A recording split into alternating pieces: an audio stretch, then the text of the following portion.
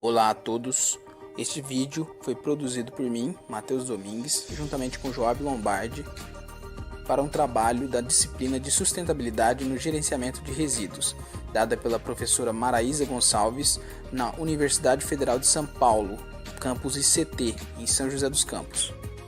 Agora vamos ao tema, agrotóxicos e a problemática por trás de suas embalagens.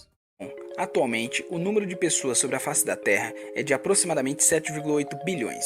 Devido às taxas aceleradas de crescimento populacional, esse aumento drástico se deu por um salto que se iniciou no começo do século XIX, onde éramos apenas 1 bilhão de habitantes, e hoje, apenas 200 anos depois, esse número quase octuplicou.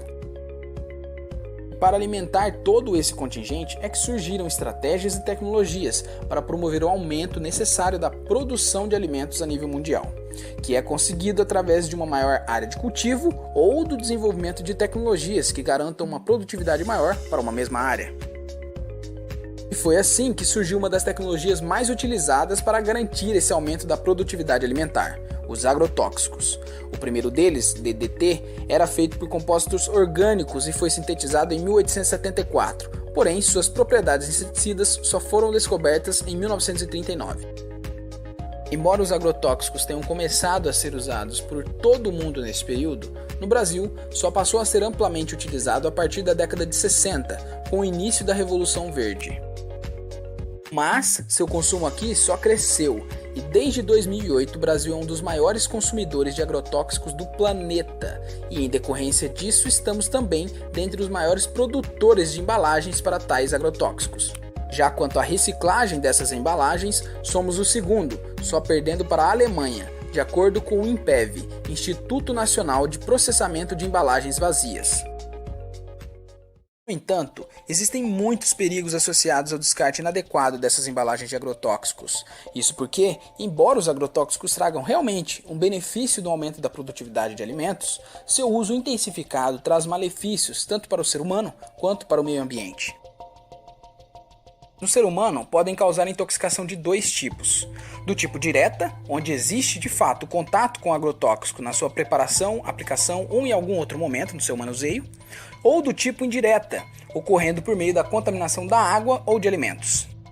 Existindo ainda, para cada um desses dois tipos de intoxicação, 3 níveis de intoxicação por agrotóxico: a leve, a moderada e a intoxicação severa. Já quanto ao meio ambiente, os principais danos que os agrotóxicos podem gerar são a contaminação da água e dos resíduos de armazenagem, as embalagens, ponto principal desse trabalho. As embalagens têm que ser descartadas corretamente, seguindo todos os procedimentos que mostraremos a seguir no restante do vídeo. Mas então, como deve ser feito o descarte correto e quais os devidos cuidados em manusear essas embalagens? Bom, segundo a INPEV, são necessários 7 passos. O primeiro passo é fazer a limpeza por tipo de embalagens. Antes de mais nada, precisamos explicar que existem basicamente 2 tipos, as laváveis e as não laváveis. As laváveis, no geral, são embalagens que consistem em recipientes rígidos que contêm o produto líquido para ser diluído em água, podendo ser plásticas ou metálicas.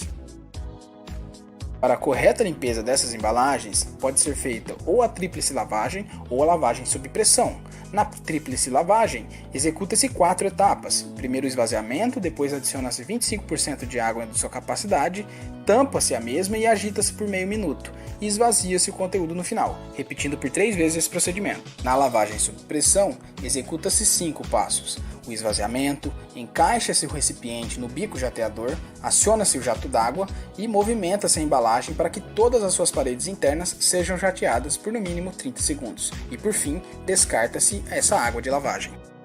Mas vale o alerta, para realizar qualquer uma dessas 2 lavagens é de extrema importância o uso de equipamentos de proteção individual, os EPIs, para evitar qualquer tipo de intoxicação ou acidentes mais graves. Já as embalagens não laváveis são embalagens de produtos que não utilizam água como veículo de pulverização, sendo divididas em flexíveis, rígidas não laváveis e secundárias. As flexíveis são sacos ou saquinhos plásticos, de papel, metalizadas, mistas ou de um outro material flexível. As rígidas não laváveis são embalagens de produtos para tratamento de sementes, ultra baixo volume e formulações oleosas. Embalagens secundárias são rígidas ou flexíveis que acondicionam embalagens primárias, ou seja, não entrando em contato direto com agrotóxicos, apenas com a embalagem primária. Geralmente são caixas de papelão, cartuchos de cartolina, fibrolatas e embalagens termomoldáveis. Esse tipo em específico não passa pelo segundo dos 7 passos indicados pela INPEV e vão direto para o terceiro.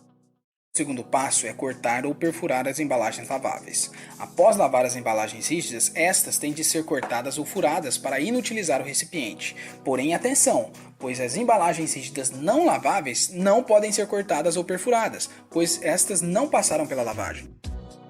Terceiro passo: como armazenar? Para embalagens rígidas lavadas, após o segundo passo, as embalagens devem ser acondicionadas temporariamente com suas respectivas tampas e rótulos, e de preferência na caixa de papelão original. No como armazenar de embalagens flexíveis, o agricultor deverá esvaziar a embalagem completamente na ocasião do uso e guardar dentro de uma embalagem de resgate, fechada e identificada, e essa embalagem de resgate deverá ser adquirida no revendedor. Já para as embalagens não lavadas ou não laváveis, o armazenamento deve ser feito da seguinte maneira: o agricultor deverá tampar a embalagem e acondicioná-la na própria caixa de embarque ou em embalagens de resgate. E esse tipo de embalagem não deve passar pelo segundo passo, como já mencionamos. Quanto às tampas das embalagens, estas podem ser colocadas em seus devidos recipientes ou colocadas em embalagens de resgate também, que podem ser adquiridas pelo revendedor, como também já mencionamos.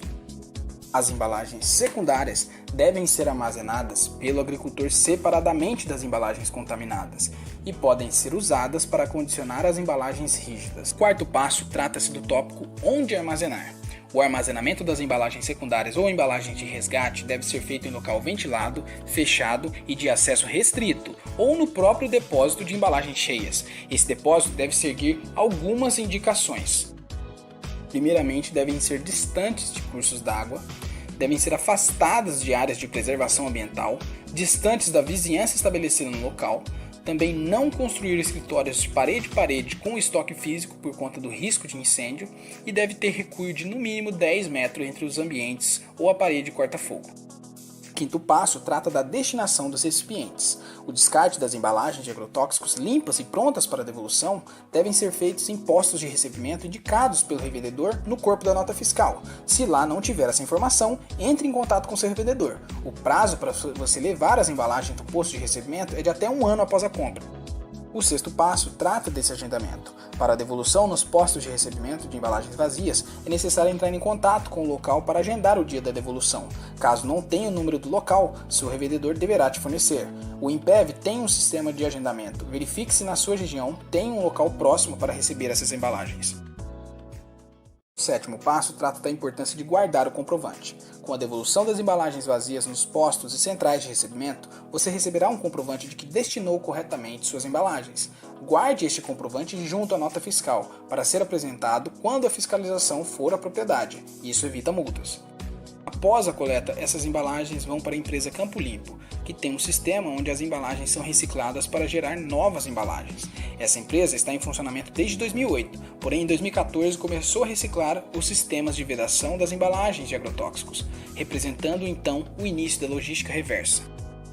Por fim, é possível detectar que o sucesso desse sistema é o cumprimento da responsabilidade de cada setor, fazendo com que as embalagens de produtos agrotóxicos gerem um menor dano ao meio ambiente e ao ser humano.